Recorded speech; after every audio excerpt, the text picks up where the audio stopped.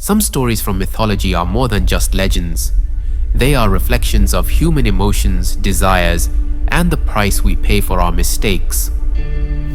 One such story is that of Ahalya, crafted by the mighty Brahma, desired by Indra, protected by a sage, and yet cursed to become a lifeless stone. Was she a sinner or a victim? Was her punishment fair? And what does her story reveal about love, betrayal, and redemption? Join us as we unfold the tragic yet powerful tale of Ahalya, the woman who was turned to stone, and the man who set her free.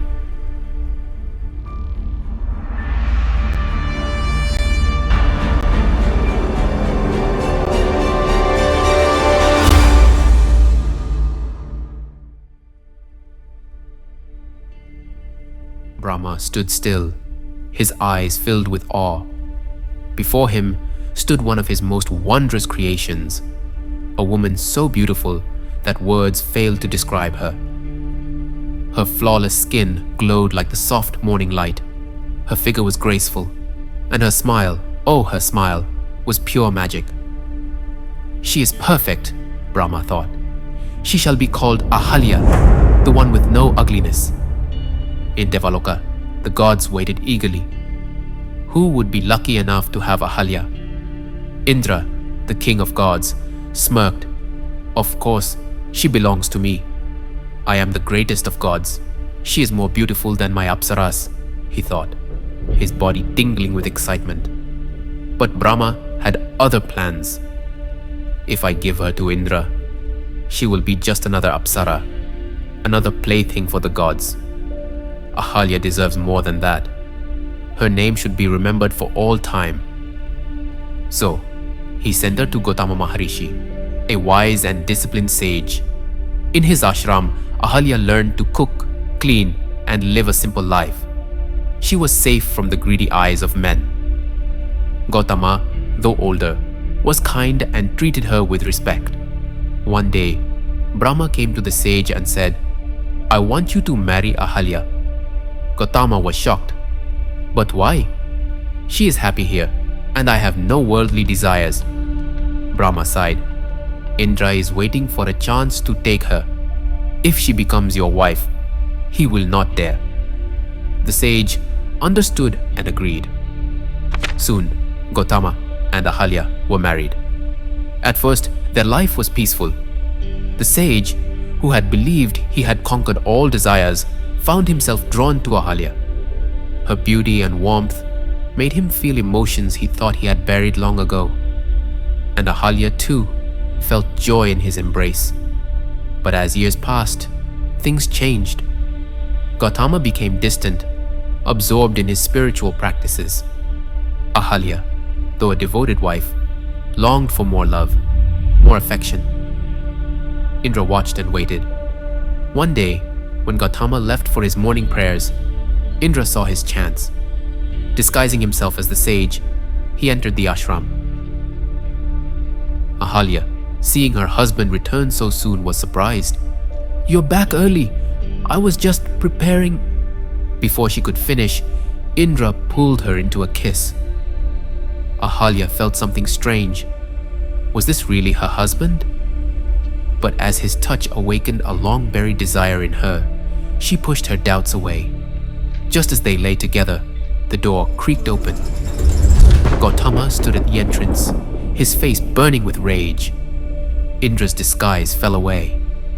Ahalya gasped in horror. She had been deceived. Gautama's voice thundered, "Indra, how dare you!" The king of gods trembled. Ahalya too fell at her husband's feet. "Forgive me, I didn't know it wasn't you." But Gautama's pride was wounded. "Did you really not know? Could you not tell the difference between his touch and mine?" Ahalya lowered her eyes in shame. Gautama turned to Indra and cursed, "You shall bear 1,000 marks on your body as a sign of your sin." Indra screamed as his skin erupted with 1,000 eyes. Then he looked at Ahalya, his heart battling between love and anger. His hand trembled as he picked up water from his kamandalam and threw it at her. Since you could not control yourself, you shall turn to stone."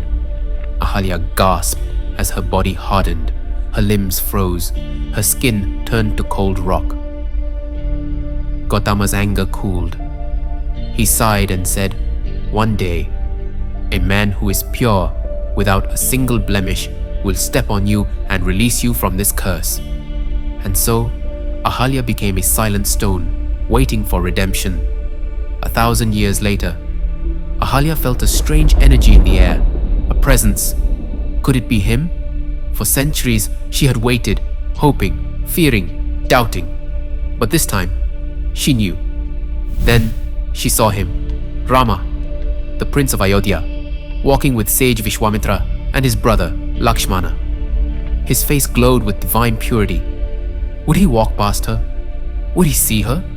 She was terrified. What if he doesn't step on me? What if I remain a stone forever?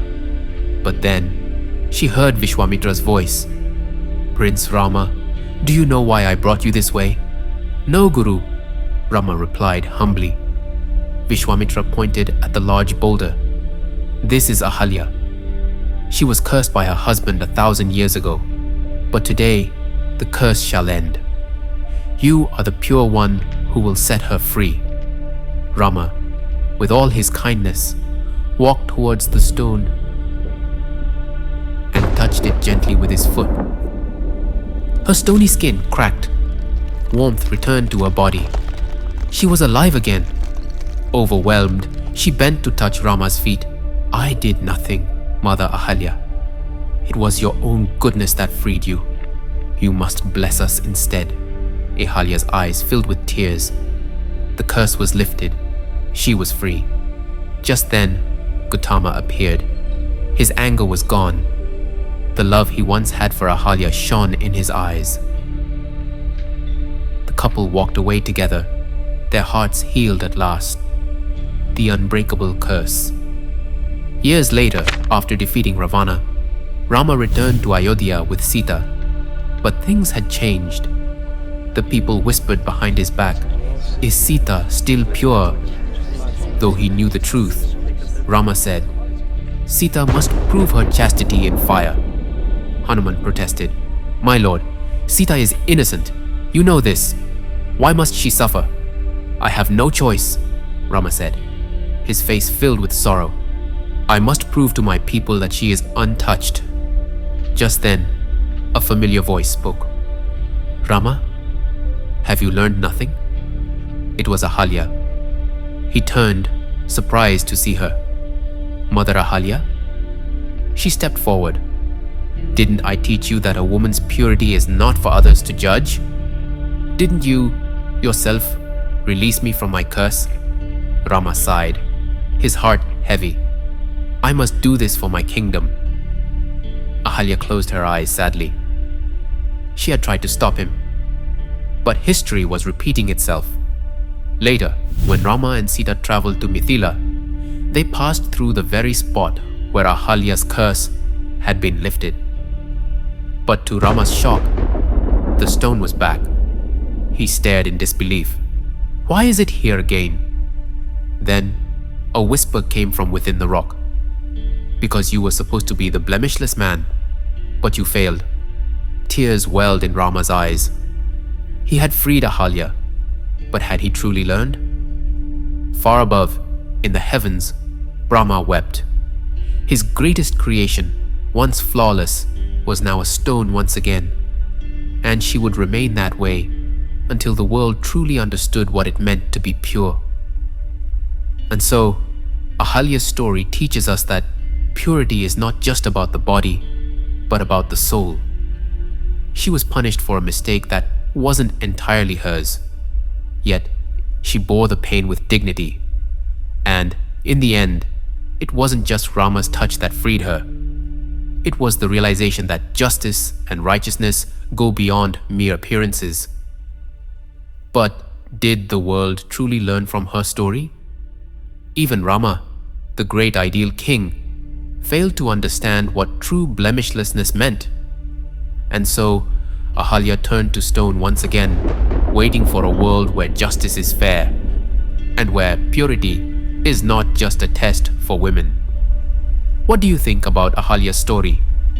Was her punishment justified? Share your thoughts in the comments below.